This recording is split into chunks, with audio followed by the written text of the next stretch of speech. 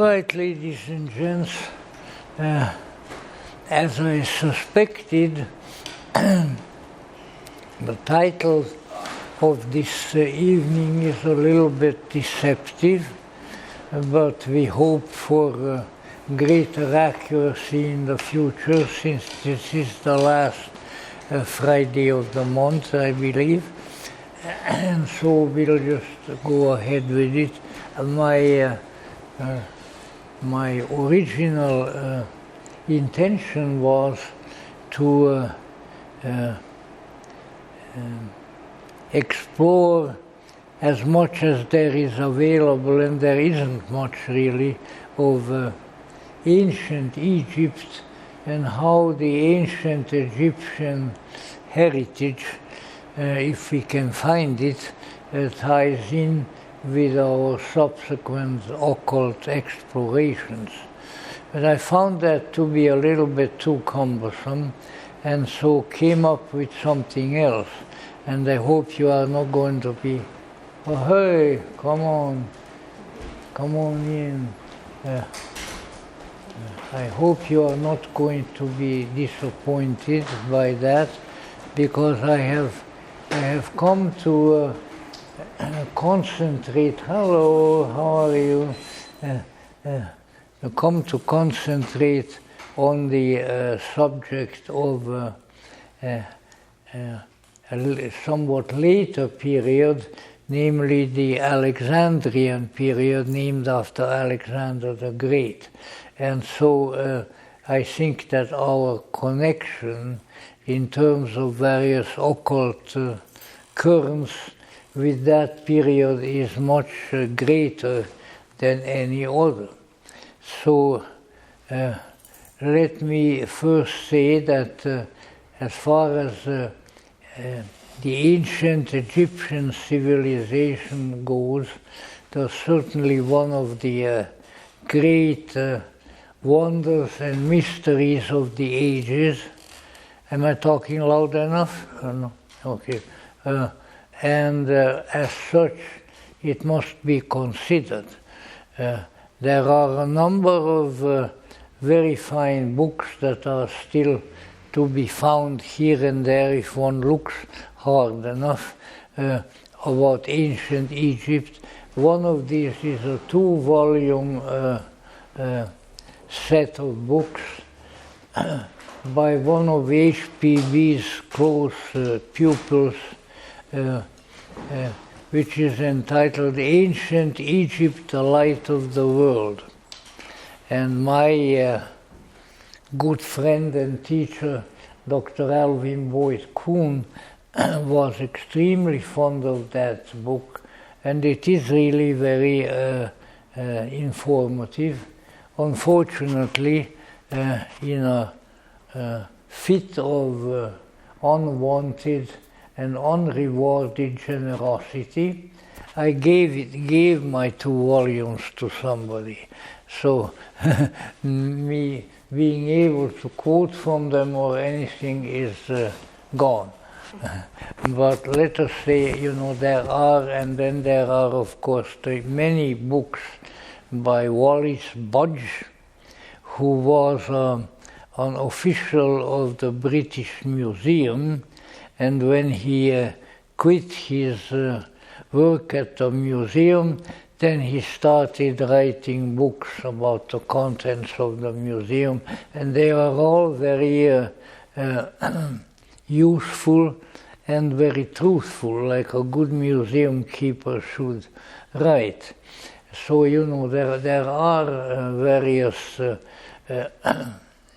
and numerous sources for ancient Egypt.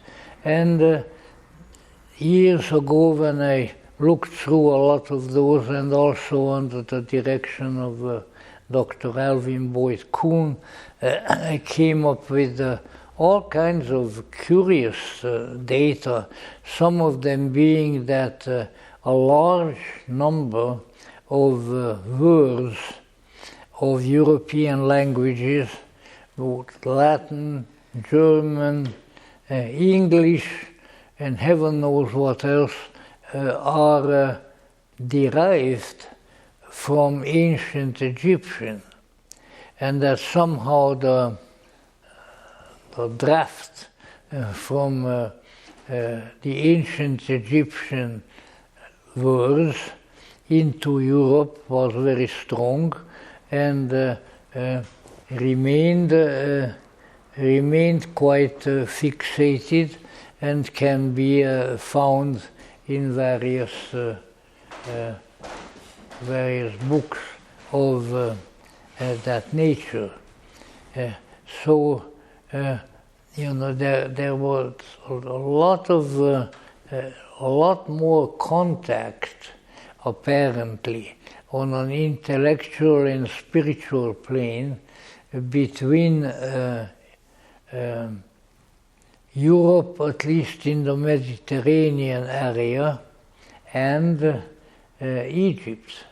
And Egypt was there for an extremely long period of time, so that those data are all very interesting. Of course, we need to remember that the Egyptians, the original ancient Egyptians, wrote in their own hieroglyphs, and that these hieroglyphs were not authoritatively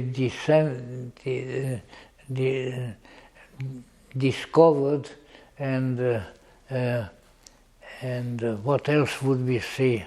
Well, have been translated for a very long time, namely until the time a certain little pot-bellied Frenchman by the name of Napoleon Bonaparte had brought some experts over from France, and they discovered what was the great discovery of the age, the Rosetta Stone.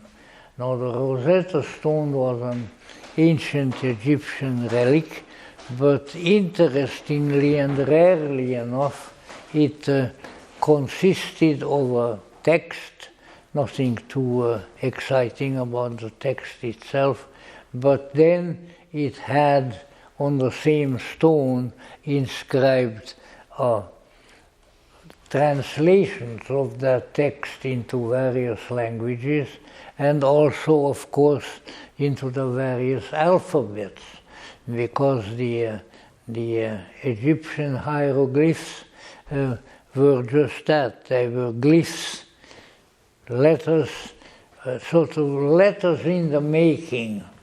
But when the French professor went to work on them, they came to discover that there were exact parallels with the Coptic language, which is a later Egyptian language, probably mostly practiced by the Coptic Christians who were in Egypt, and Latin and various other languages. So the juxtaposition of meaningful texts in the Rosetta Stone was the great discovery of Egyptology, because there was finally something that people who were not familiar with the hieroglyphs, which are very difficult to deal with, could decipher. So after that, there was a good deal of searching and translating and publishing about the old Egyptian texts, but most of them were really not all that interesting, because they had to do with the customs and to some extent the religion of the ancient Egyptians. And when one translated them, they were not terribly fascinating. In any event, more and more was learned about ancient Egypt until certain developments took place, which I'm going to outline for you, and I hope you are not going to be too disappointed by by my imagination, which works into these issues, into these pictures, because these are really interesting, and many of them were only discovered by and by as time went on. And one of these is the fact that the Egyptian spirit, the spirit of ancient Egypt, which was inherited at later times, was present for a long time. And that therefore, when one gains access to some of these scriptures, even if they are not of a terribly interesting nature, one can learn a great deal. So what we find out is that ancient Egypt, which functioned as a society, as a kingdom, as a compendium of beliefs and scriptures for an extremely long period of time. The scholars are still not agreed as to how old ancient Egypt really was.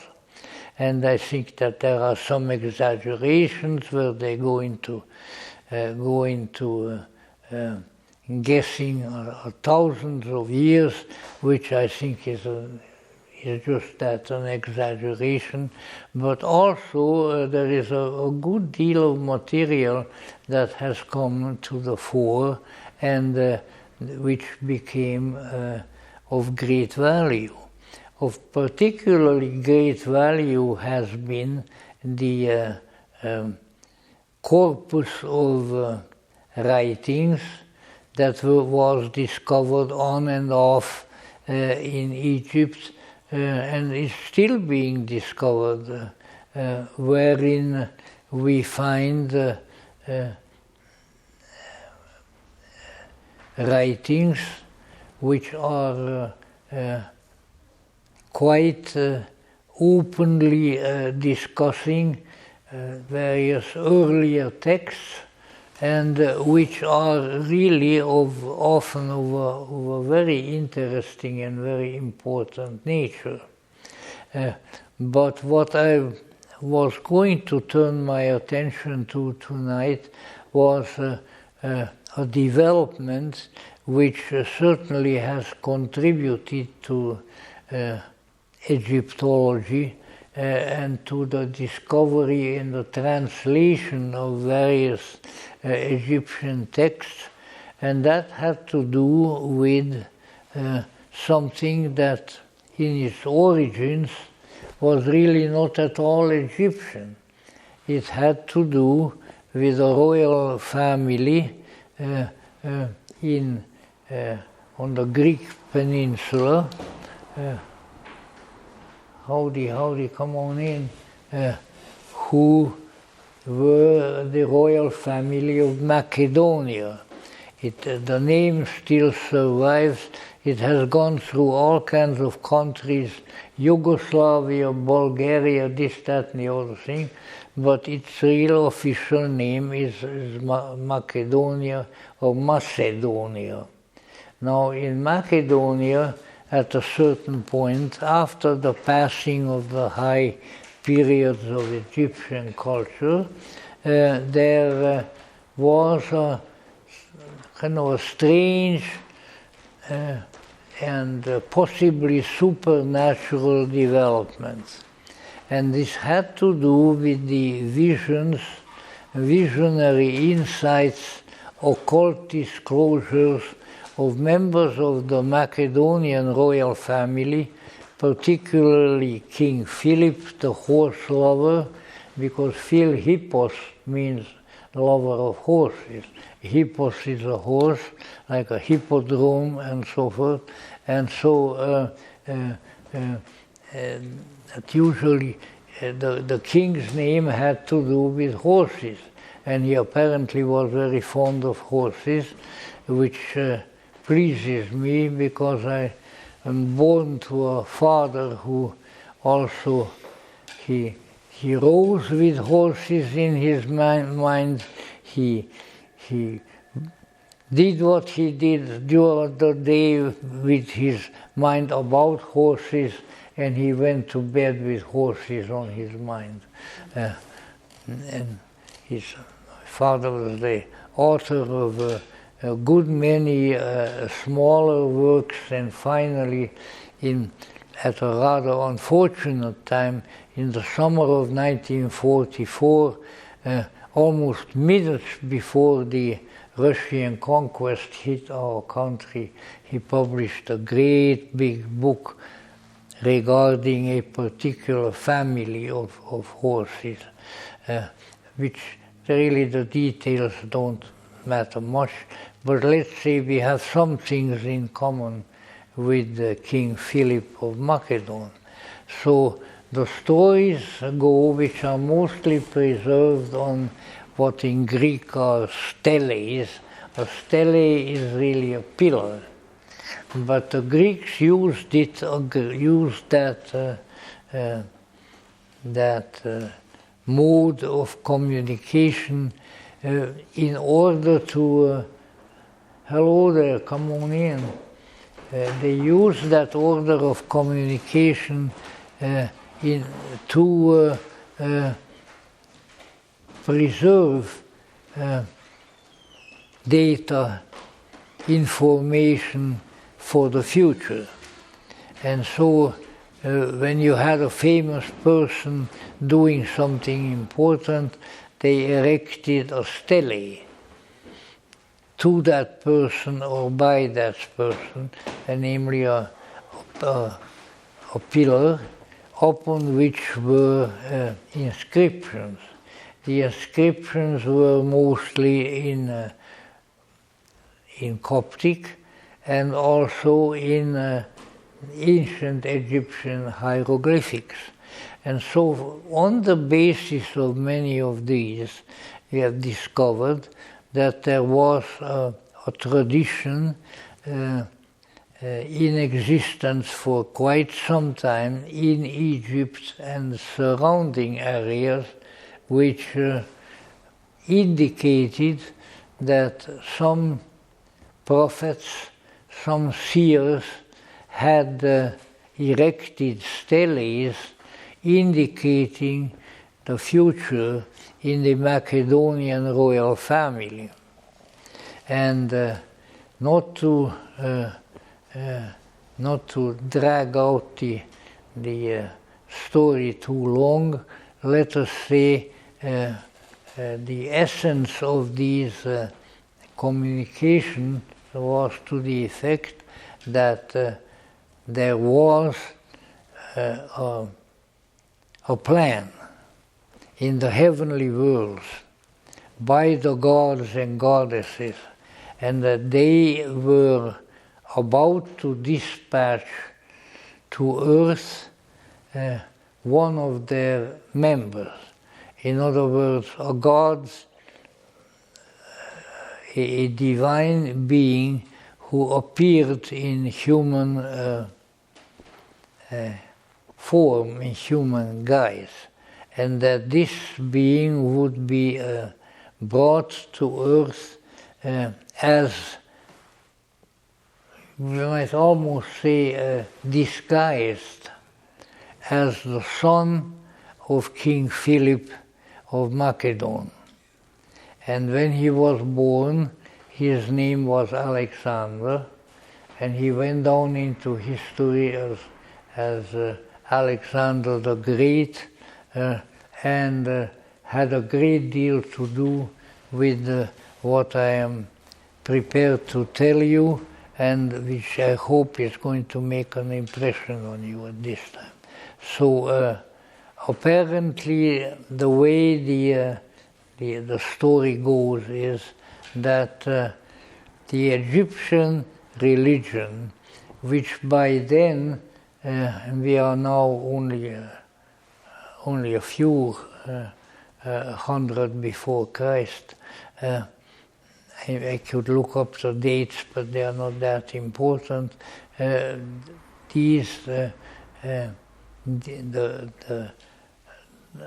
Greek and the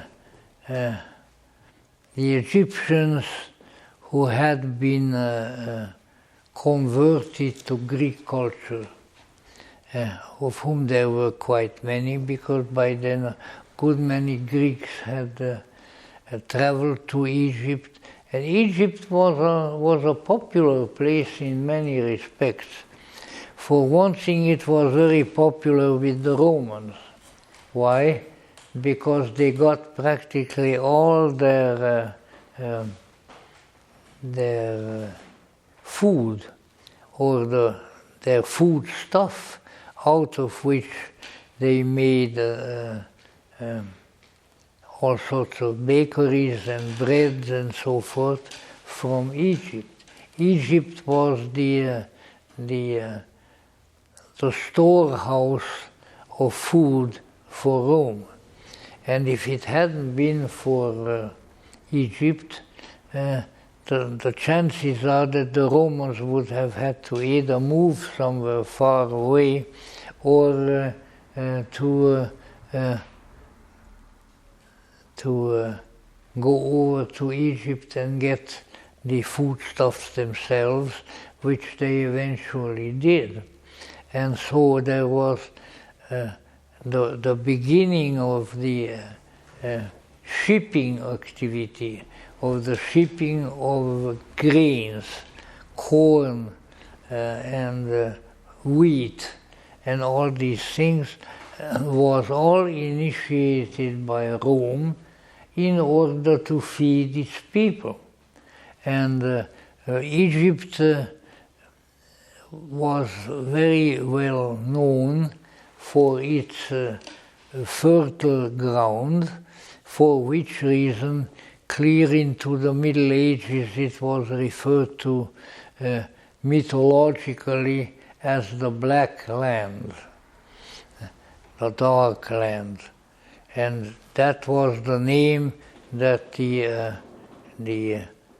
occult science, which grew up in Egypt and which came to be called, or was called alchemy, which indicates by then in Arabic, because by then there had been a lot of Arabian travel to Egypt. It was called the Dark Land. And the science, the dark science, the science of the Dark Land, because of the dark, muddy earth, which came up every year in Egypt as the result of the inundations of the river Nile. So the river brought mud, and the mud brought alchemy. How that happened, I don't know whether I'm prepared to tell you at this time, but it's understandable.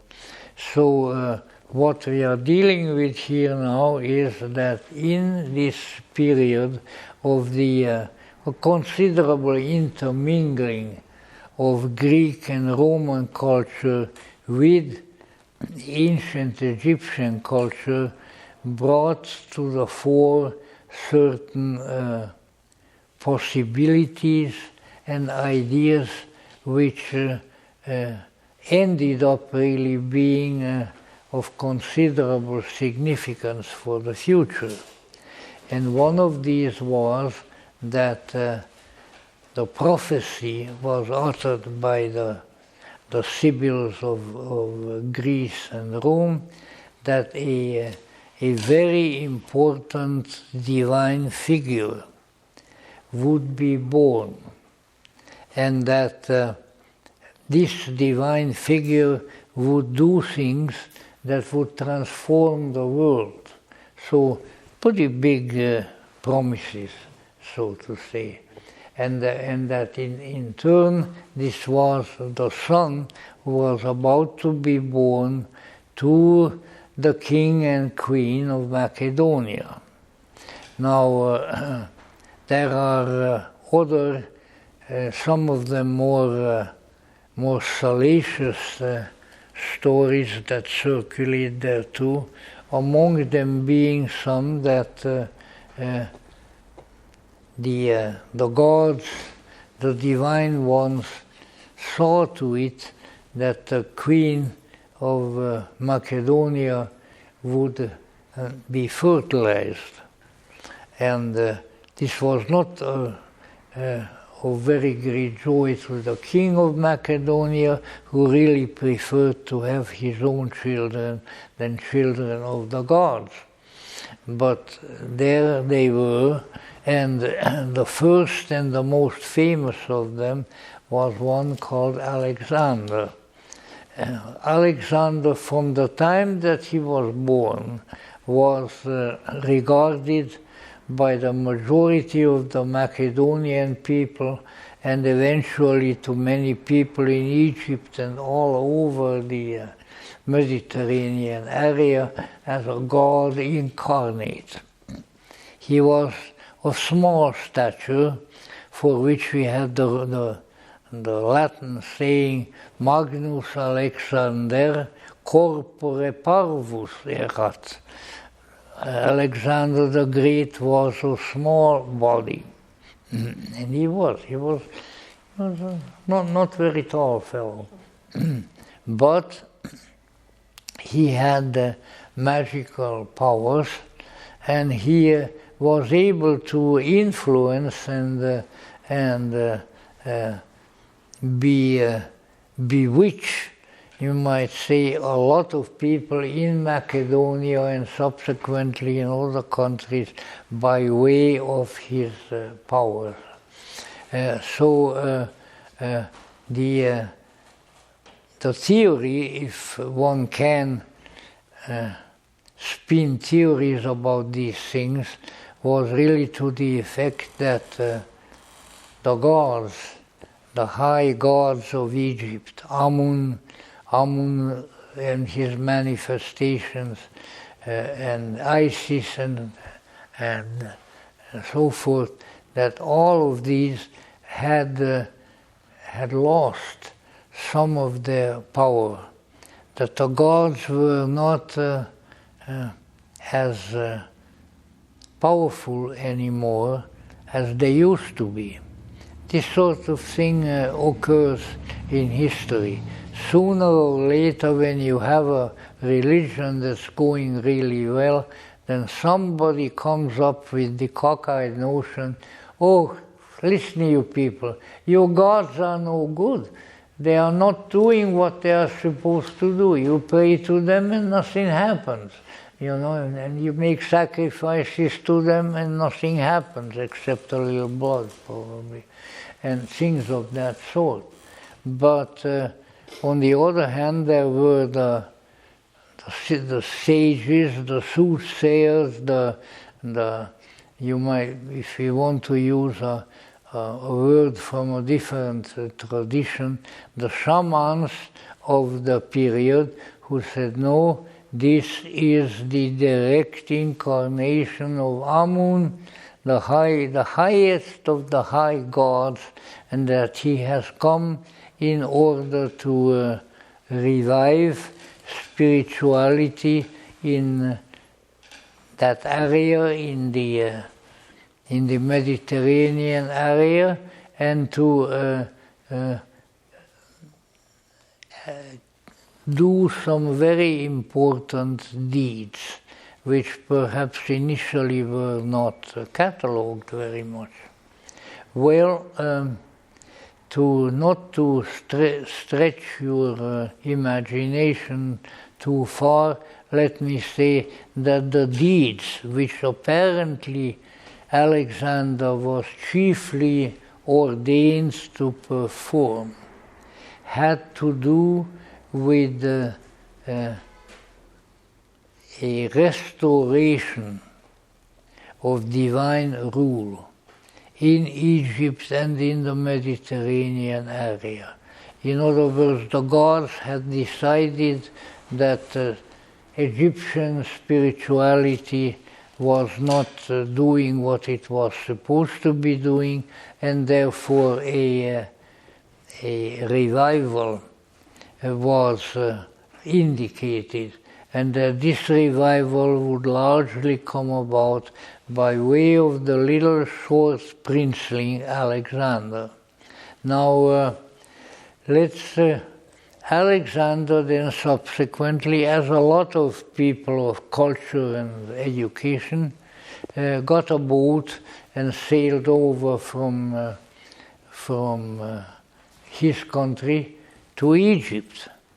And he visited the Egyptian places of worship and held long discussions with the Egyptian priests, and sort of a general feeling developed in Egypt that this was a very special person who had come to earth in order to do special things.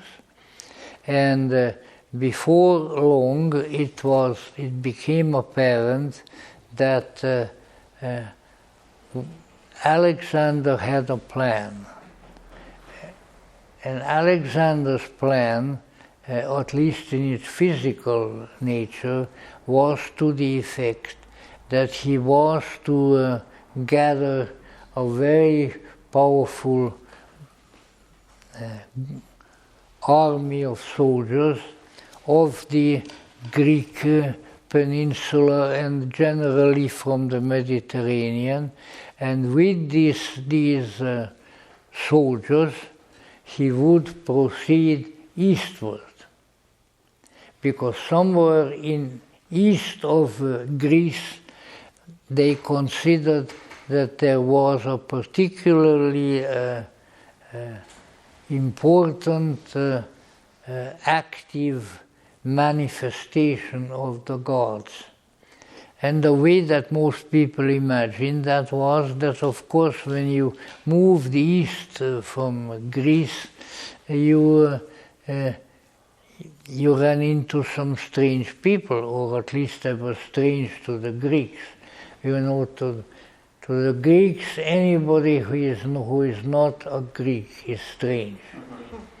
I remember listening to a lecture to Her late Majesty Queen Frederica of Greece, who was a German by birth, very nice lady, and who started out saying that before I came here and came to Greece and married the king of Greece, I also was a barbarian. Because anybody who is not a Greek is a barbarian. And the reason for it is that they didn't speak Greek, or at least not often. And so the way they were talking in their barbarous tongues was just that, was considered by the Greek as if they were saying bar, bar, bar. Bar, bar, bar, because the Greeks did not understand the way they were talking. But anyway, that is in modern times and the transposition of these concepts. But let us say Alexander, in turn, realized that he had something momentous to accomplish. And what was that? He was to build a connection, and by building I don't mean here of building with stones and mortar, but building in many different ways, to build a connection between the mysterious kingdoms of the East, Persian, and also Babylonian, so all the way down to the Indus Peninsula, right down to the Indian Ocean, where the various people lived. That he was to sort of, how shall I put it, evangelize these various barbarous types there, who were speaking bar, and put them in his army, and then bring them back to the Mediterranean, and thereby create a connection, a royal road between the Mediterranean and the realm of the Indian Ocean. That was his task. And with a tremendous amount of energy and a tremendous amount of fighting and enrolling large numbers of barbarian peoples into his army, Alexander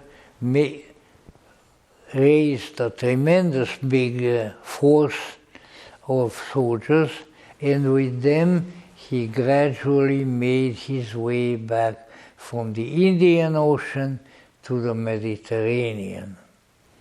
And why? Because he was a god, and he was inspired to do that. He said, that's what we need. And he went on, and so here he came with this gigantic army of Persians and Babylonians, and all kinds of people whom he recruited on his long trek and brought them back to Egypt, or at least to that part of the world. And you may ask yourself, and consequently you may ask me, what good could that possibly do? Why should you bring a whole bunch of people, Babylonians, Persians, who knows what other people he collected up there near the Indian Ocean, and to bring them up to the Mediterranean? Well, I would say that the results of these campaigns of Alexander became apparent only later. And why was that? Because he and the people there, and the Egyptians themselves, and the Egyptian priests themselves, apparently, they needed a living connection between Egypt and the Far East. They were looking forward to people, probably mostly Buddhist monks and Confucian sages and so forth, to be recruited from from Asia, and who would become the people who, with their intellect, their insight, their occult powers, would enliven the religious life of the Mediterranean area, of the Middle East. So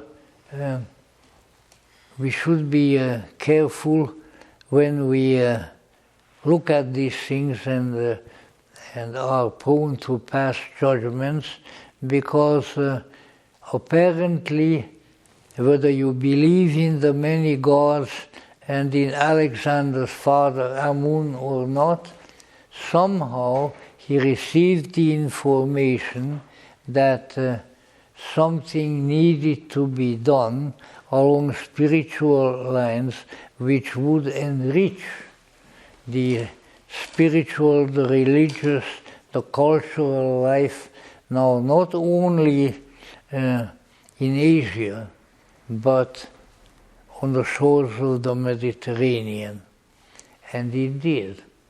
And so we have certainly read serious scholarly works of history wherein it was stated as a fact, which is maybe a little more than I would be willing to grant it, that the wise men of the East, that may be the same kind that according to the Christian legend came to the cradle of Jesus in Bethlehem, that the wise and insightful and magical people of the East now had a safe way to travel all the way to the Mediterranean and into Egypt itself.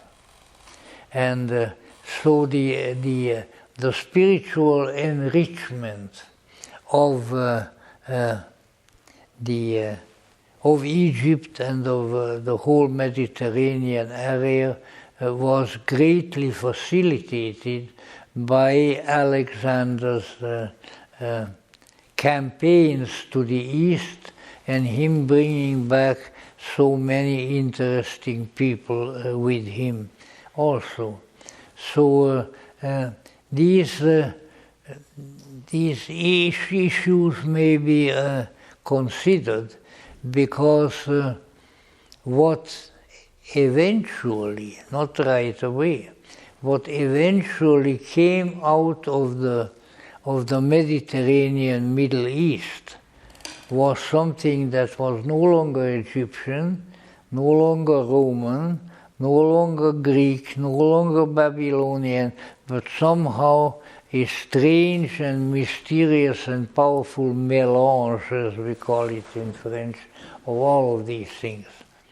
And it would seem that the spiritual history of the world, and particularly of the Middle East and of Europe, was eventually tremendously enriched by these importations from the Far East, which became possible purely by the way of Alexander's conquest.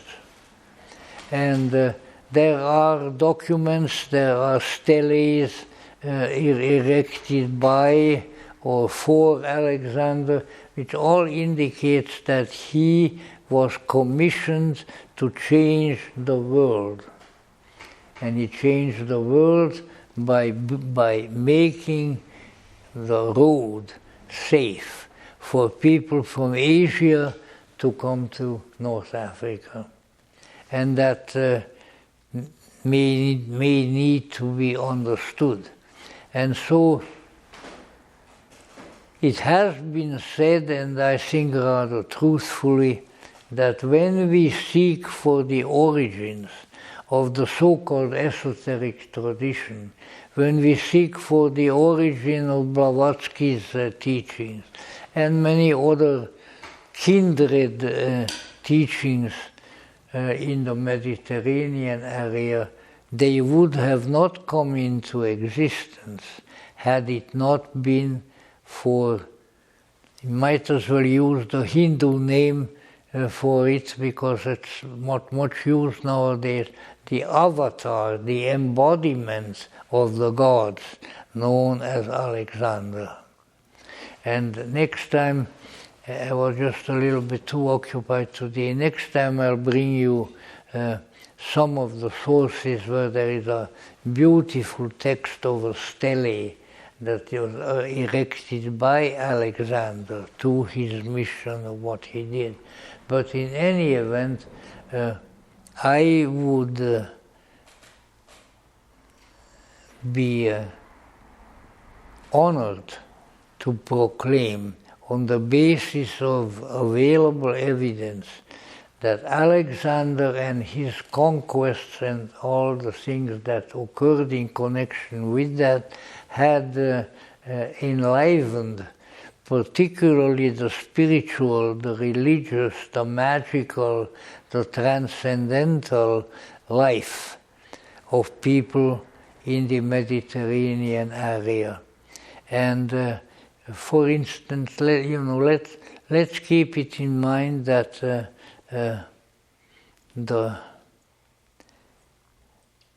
that which enlivens the human spirit very frequently comes from elsewhere. Now I know that there's all kinds of controversy and things like that about the conversion of the American and Mesoamerican tribes by people, primarily Spaniards who came from Europe. But let us say, to be honest, there has been a great deal of valuable work done in many places in the world by way of the information and conversion of local people by other people who came from far away. Their horizon, their understanding, their especially along spiritual lines, was thereby greatly enhanced.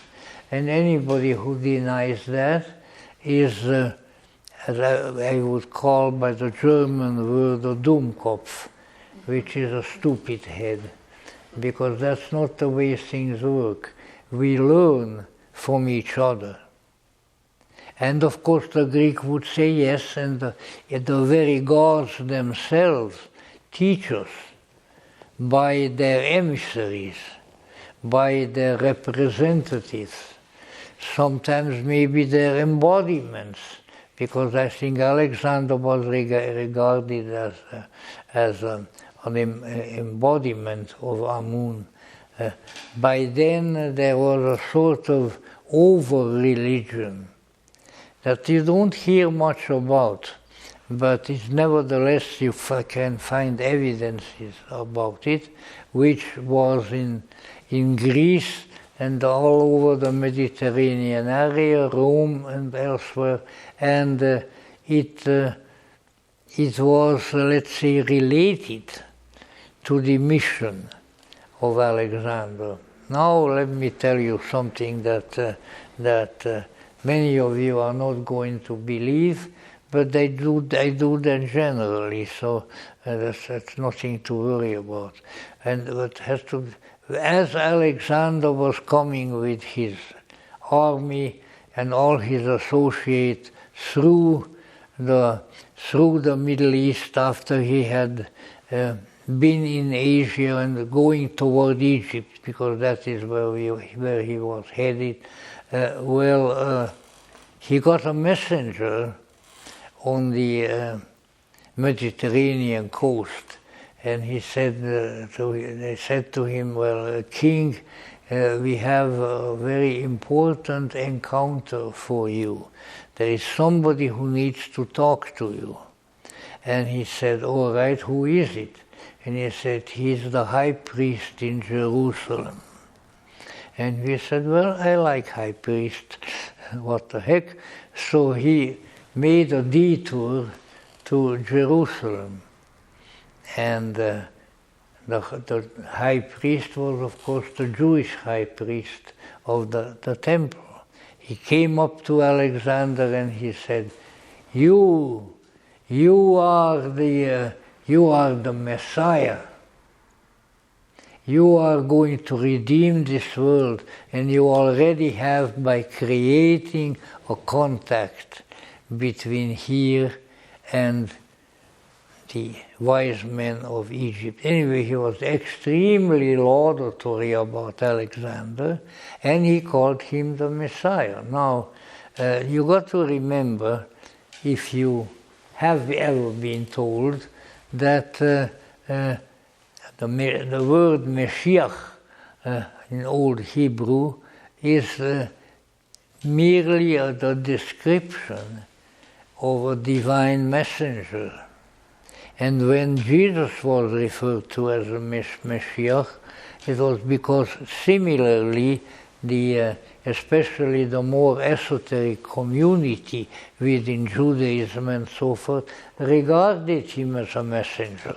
Well, maybe not of the Egyptian gods, but of some higher powers, higher beings, some deific regions and powers. And so that is what needs to be kept in mind. You know, the ancients, old in Alexander's times and subsequently, the ancients were much more tolerant of divine inspiration, shall we say, and the modalities of such divine inspiration than the people before them or the people after them. Because they knew that the contact with the high heavens, with the divinities, with the angels was possible, and that whenever it occurred, it was probably of great significance. So this is an interesting incident, and I'm sure that most rabbis in the contemporary world would be unhappy of being told this, that the high priest in Jerusalem told Alexander the Great that he was truly great and that he was a divine messenger, that he was a Messiah, which is, I think, important because the exclusivity of various religious groups, whether they're Jewish or anything else, is quite evidently a limitation. When you close yourself off from the traditions, the customs, the sacrifices, the worship of other people next to you, you are thereby impoverished. There's just no doubt about it.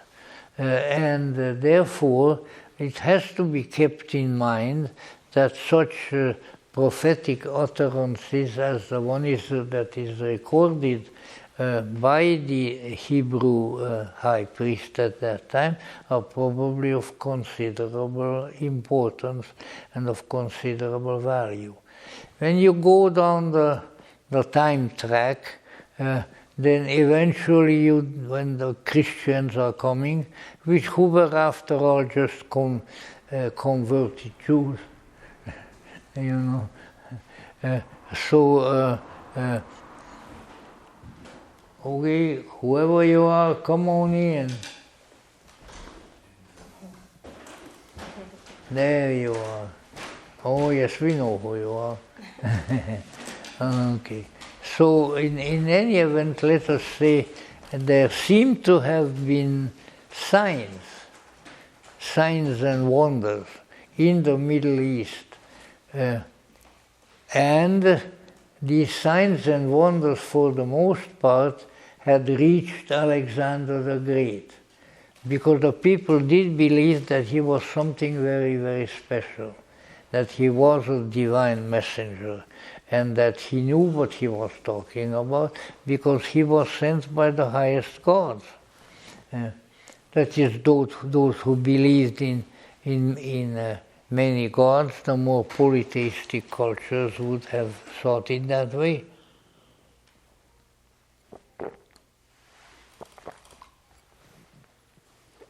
Now comes a little bit of a conundrum, because if indeed Alexander brought such a big, broad-based spiritual revival to Egypt, which is where he came to reside, then how come it sort of went by the wayside as time went on?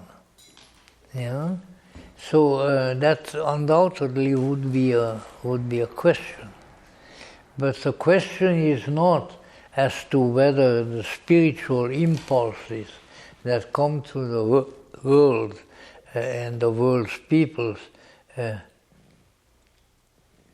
remain and accomplish something, or whether they sort of fade. But the important thing is that they did come.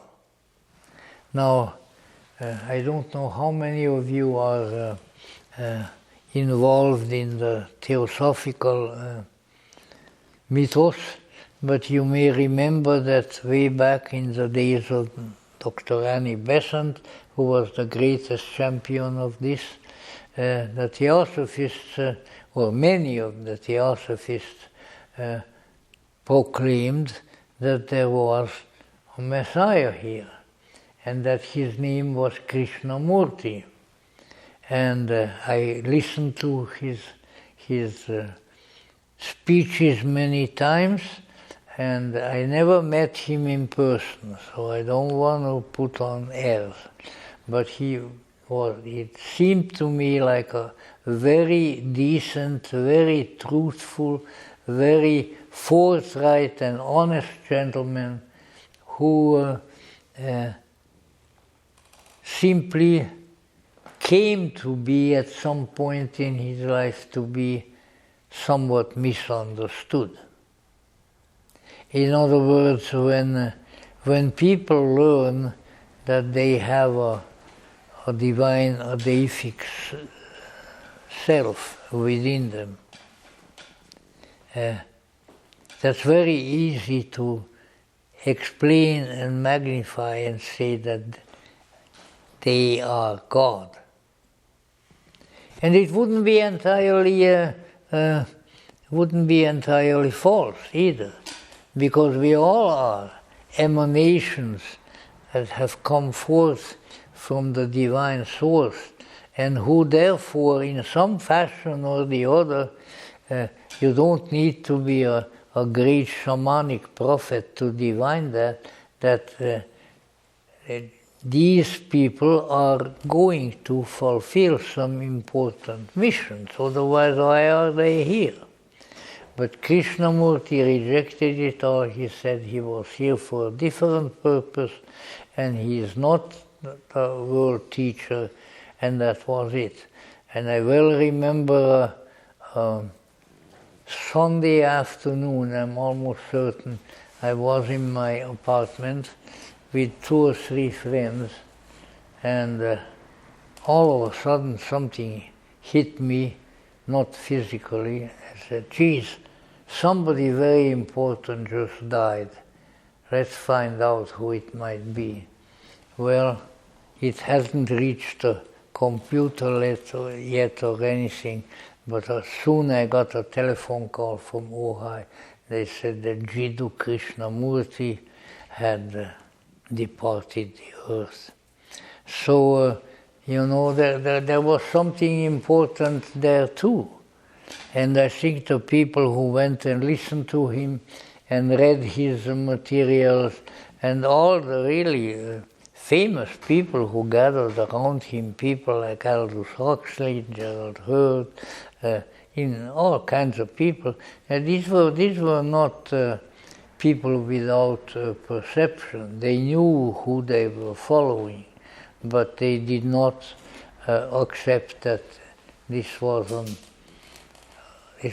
embodiment of Christ or something of that sort. But let us say the age of Messianism came. And of course we know about it because it was the foundation of Christianity, and it's still with us. So when people began to look upon Alexander as the Messiah, they were looking for the messenger of the divine, which the world was in great need of at that time, and perhaps at other times as well. So let's put it this way, I could go on recounting various individual incentives, and I'm going to recount more of them on subsequent occasions that indicate that Alexander was indeed regarded by many, many people as a messenger of the divine, or as a messiah, or whatever you want to call it. And the important reason behind that being that the age of messiahship has come. And so pretty soon there was Christianity, and pretty soon there were contention between various branches of Christianity and so forth, including our ancestors, the Gnostics, going back and forth, and then often achieving secular power whereby they could suppress or at least repress their fellow Christians, and all this sort of thing that went on. The beginning of heresies, the beginning of religious argumentation, all under the auspices of the Christian religion. And what made the way for it, what prepared the road for it, was Alexander the Great. All right, does it end at this point? I don't think it does. I don't have I thought I'd bring some notes, but I didn't. I have some notes that indicate, for instance, that at certain times when there was a big upsurge of certain kinds of spirituality, maybe mostly esoteric spirituality in the world, and in the Mediterranean area and in Europe, Alexander had something to do with it. Clear down, go to the Quattrocento, the 1400, and some of the other centuries of the Renaissance period, which of course, whether you like the Renaissance or not, it was a tremendous revival of spirituality in much of Europe. Incredible. And I think it is a very unfortunate circumstance that about the same time that the Renaissance rose its magnificent head, and the Corpus Hermeticum and other esoteric scriptures just came out of nowhere and were being translated and so forth with the nobility of Florence and elsewhere moving them in that direction, that these were very important, and that their subsequent obscuration was a great catastrophe. And what brought that obscuration about? Again, I am not putting down any denomination, but the Reformation. When Luther and Calvin and Zwingli and whatever they were all called, came on the scene, they were terrified by the Renaissance. They're a bunch of pagans, and the popes are writing poetry, that they're not supposed to do that, you see. And there certainly were, like Aeneas Sylvius, a great poet, and others.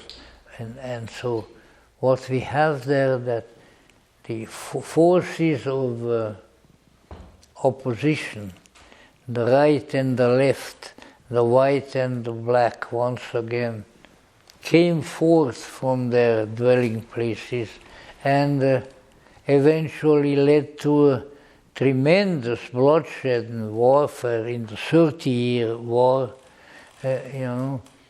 Even Swedish troops came over from their usual splendid isolation in Europe and were burning down houses and killing people because the Swedes were Lutherans, and the people whom their swords met were most likely Catholics. So let's say, the first great, I don't know what to call it, but let's say the first great difficulty was thrown into the religious life of Europe with the Protestant Reformation on the one hand and Catholicism on the other. And it's still going on. But let's say what is going on at the present time is just something that we have to deal with and accept and go on to something else because there's nothing else to do.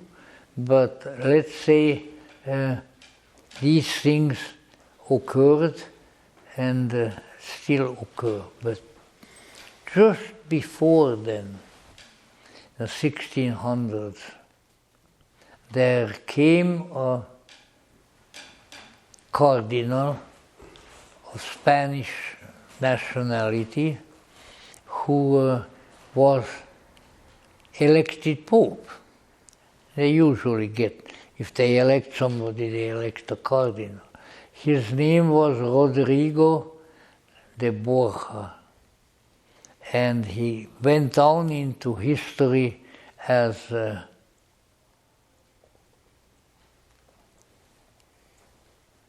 Alexander VI.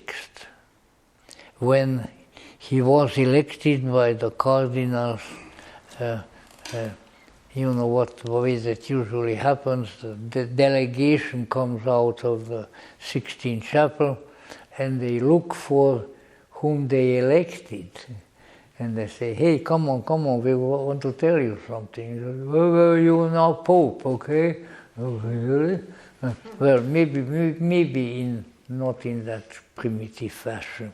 But in any event, so they came up to him as they usually do, carrying the processional cross and various other things, and they come up to him and say, Holy Father, what do you wish for your name? The Pope always gets a new name. And he looked at them and he said, we wish for the name of the, how did he put it? Of the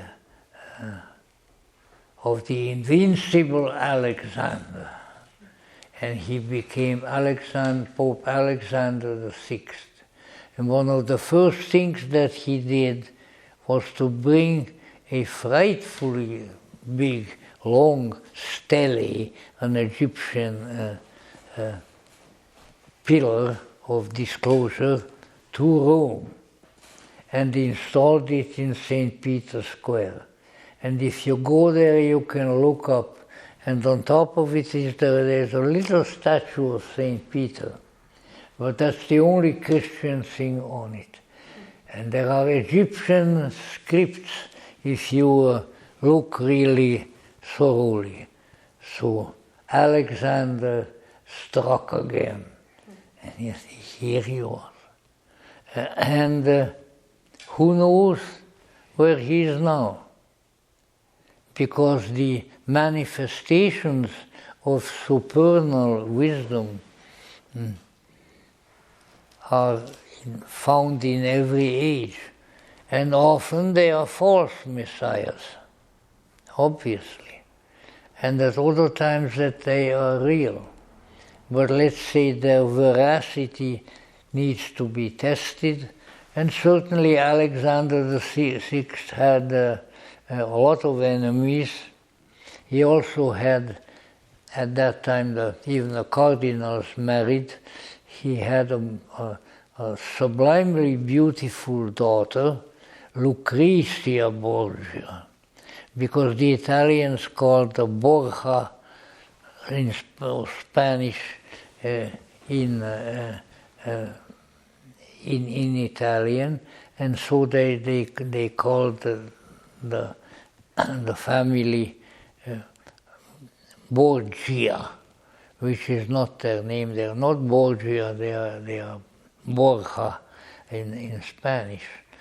In any event, somehow Alexander was there again, not only in the name of the Pope, but in many other ways. And the few times that I have been in Rome, and I am accepting tickets.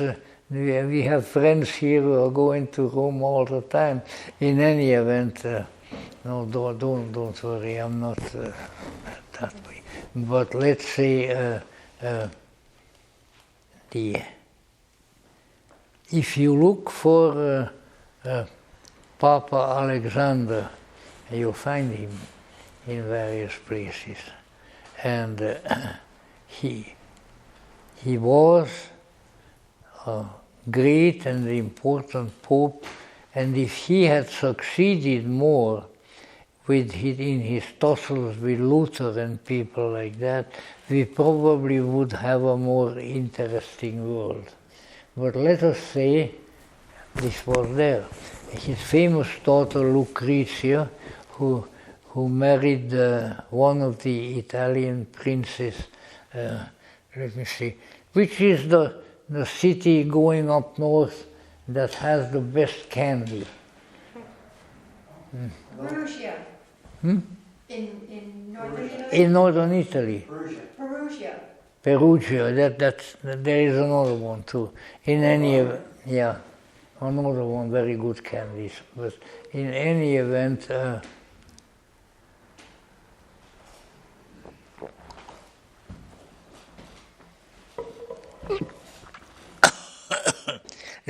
the Borgia seed, the Borgia tradition, the descendants of Alexander are still around. Alexander, by the way, is also one of the most popular names of saints in the Orthodox Church. I think no more than, let's see, which was the last one? Probably about 5 or 6 tsars, one after the other, after Alexander I, who fought Napoleon and vanquished Napoleon. My great-grandfather was one of the Austrian liaison officers at the Tsar's court, and so I received a lot of second, third-hand information about it. And Tsar Alexander I was a Rosicrucian, a very active occultist, and probably you might say a sort of forerunner of H.P. Blavatsky. The Romanovs were interesting people, and it is characteristic that the most murderous, detestable bunch of people on the face of the earth, the Bolsheviks, would go and slaughter them, slaughter the entire families, that like Nicholas II's family and so forth, because they know. The enemy knows his enemies, and eventually with my great prophetic gifts, I prophesy that the enemy is being defeated, has been defeated, and should be defeated.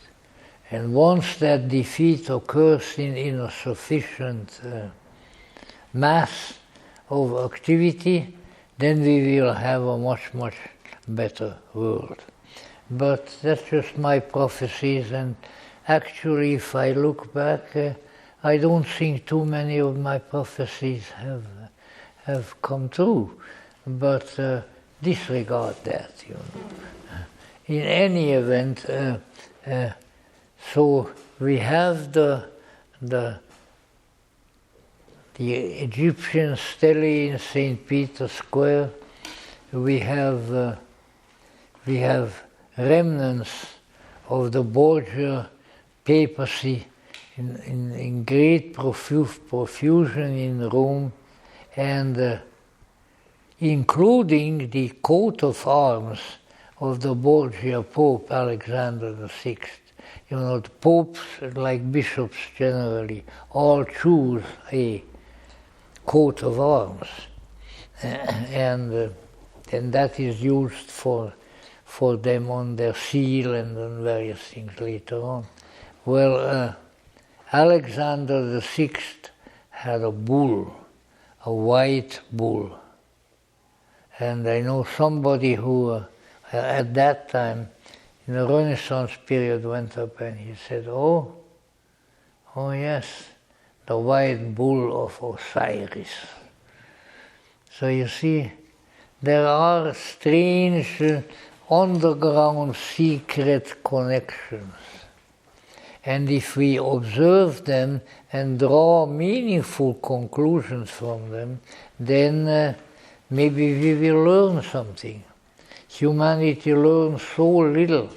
It professes to learn, but whether it really does is another question. But I think the bull of Osiris and other signs indicated that there was an Alexandrian extension, an Alexandrian hand in Christendom, and that perhaps if we look for it hard, we will still find it there. Because if indeed the high priest in Jerusalem was right, this was a Messiah.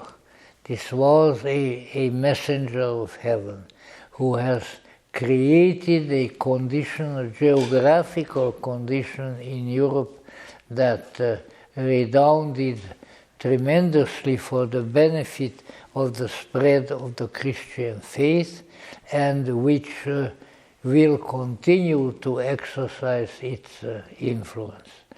So here I was supposed to talk about Egypt. Well, after all, that's where Alexander came from, and that's where he vanished.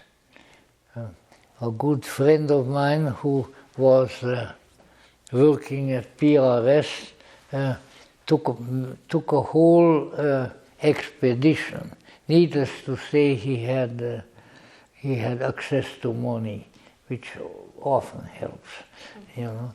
And he took a whole expedition to Egypt, to Alexandria. He found the long-lost palace of Cleopatra, all kinds of interesting things. But what he was really looking for was the sepulchre of Alexander.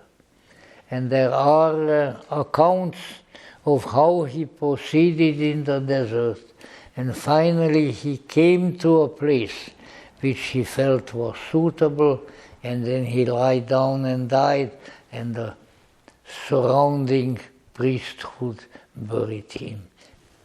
But his remnants were never found, perhaps because he didn't go so far away, who knows. But I am a great believer in Alexander and his greatness, and I'm looking forward to meeting him. I think he's around, and I will keep on looking as long as my eyes will look, because this was an incredible spiritual influence on the history of the world, and the more homage we can pay him, the better off we are. And I'll read you some steles that were made in his honor that really speak very well. So I think for the Egyptian